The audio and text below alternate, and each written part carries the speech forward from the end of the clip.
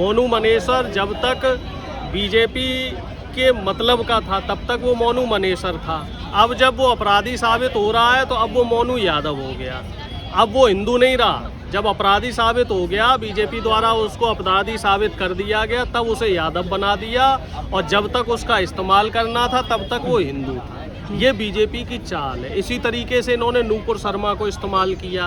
अब नूपुर शर्मा का जब इस्तेमाल कर लिया, अब वो अंडरग्राउंड है। उसके खिलाफ जब इतने मामले हो गए तो वो अंडरग्राउंड है। इसी तरीके से दीप सिद्धू का भी मामला रहा था। जब तक दीप सिद्धू को इस्तेमाल करना था वो हिंदूवादी नेता था, उसको इस्तेमाल कर दिया।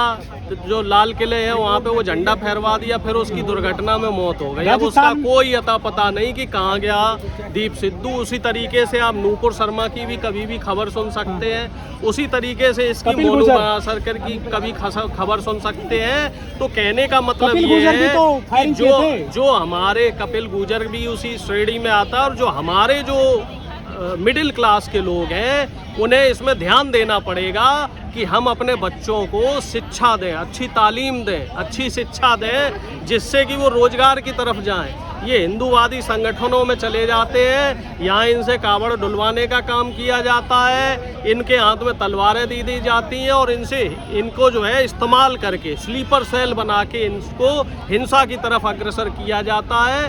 और जो बड़े बड़े बीजेपी के नेता हैं, इनके बच्चे कहाँ जा रहे हैं साहब? इनके बच्चे फॉरेन में पढ़ रहे हैं, इनके बच्चे बड़ी बड़ी डिग्री ला रहे हैं, बड़ी बड़ी MNCs में काम कर रहे हैं, एंटरप्रेन्योर बन रहे हैं। स्मृति ईरानी का बच्चा जो बेटी है वो देखो साहब, शिवराज सिंह चौहान की बेटी देखो, अनुराग ठाकुर के बच्चे देखो, हेमंत बिश्व शर्मा जो अपने आप को सनातनी और हिंदूवादी बता रहे थे, उनके देखो बच्चे वेस्टर्न ड्रेस पहने हुए उन्होंने फोटो डाली कि साहब वो बेटी का बर्थडे हमने मनाया, और उनके पूरा परिवार पश्चिमी जो सभ्यता के कपड़े पहने हुए, और खुद बड़ी हुंकारी भरते हैं कि साहब हिंदू हिंदू हिंदू सभ्यता, सनातन सभ्यता। तो ये साहब सब मूर्ख बनाने वाले काम हैं। हमें अपने आने वाली जो पीढ़ी है, अपने बच्चे हैं, जो मिडिल क्लास के लोग हैं, जो लोअर तबके के लोग हैं, इन सब लोगों को समझाना है कि बीजेपी का जो ये जाल है ना, इस जाल में फंसना नहीं है। शंभूलाल रैगर ने मर्डर किया था राजस्थान में, इसके अलावा कपिल गुर्जर हो गए, मोनू मानेसर हो गए, मोनू यादव हो गए, अशोक मोची हो गए। ये जो हिंदुत्व की अपनी एक लाठी लेकर चलते हैं, इनको बदले में क्या मिलता है? देखो अशोक मोची का तो आपने देख लिया। हाँ। वो तो खुद कह रहा है कि मुझे बीजेपी ने इस्तेमाल किया, मुझसे दंगे करवाए, और जब मैं जेल की सजा काट रहा था तो एक भी बीजेपी का नेता मुझे पूछने नहीं आया। अब आप देख लो इसी तरीके से वो मनीष कश्यप भी 4 महीने से जेल में है, उसे कितने बीजेपी वाले जा रहे हैं उसका हालचाल लेने। सिर्फ इस्तेमाल किया जाता है, इस्तेमाल करने के बाद जो है ये किसी के पीछे नहीं पड़ते, किसी की जानकारी नहीं लेते, किसी के हालचाल नहीं लेते ये लोग। तो आपको खुद समझदारी से काम लेना है। जो हमारी युवा पीढ़ी बीजेपी के बहकावे में आ रही है और खुद को हिंसा के रास्ते पे ले आ रही है हिंदू मुस्लिम के चक्कर में, उससे समाज का नुकसान हो रहा है, उससे देश का नुकसान हो रहा है, उससे देश पीछे जा रहा है। भाई हम कौन से भारत की बात कर रहे हैं?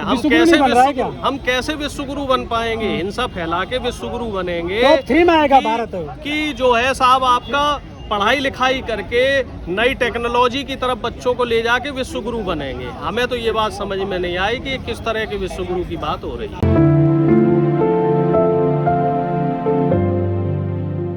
डॉक्टर साहब, जो आग मणिपुर से चली थी वो नूह मेवात तक पहुंच गई है, इस आग के जिम्मेदार कौन है?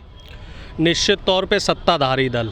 अमित शाह जी का हमें तो वो भाषण याद है मणिपुर का, जब अमित शाह जी ये कह रहे थे कि कर्नाटक में अगर बीजेपी की सरकार आ गई, वो कांग्रेस की सरकार आ गई तो कर्नाटक में हिंसा होगी।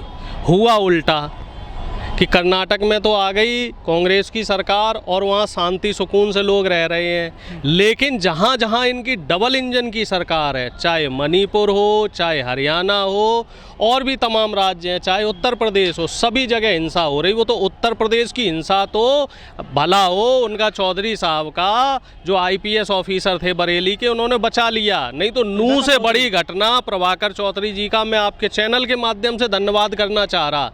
हालांकि विचारों का ट्रांसफ़र कर दिया, क्योंकि ईमानदार आदमी इस शासन सत्ता में जो बीजेपी की सरकार है इसमें नहीं चल सकता।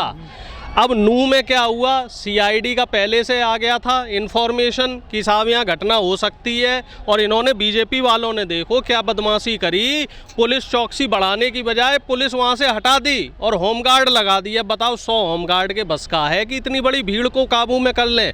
और ऊपर से सोशल मीडिया पे भड़काऊ भाषण हो रहे हैं मोनू मनेसर जैसे जो है अराजक तत्वों के, कि नूह में भी जो है मणिपुर 2 बनाने की इनकी साजिश चल रही है। और जहाँ जहाँ बीजेपी की डबल इंजन की सरकार है, चाहे मध्य प्रदेश हो, उत्तर प्रदेश हो और तमाम राज्य जहाँ जहाँ भी है, हर जगह ये इस तरह की हिंसा का प्रयास करेंगे।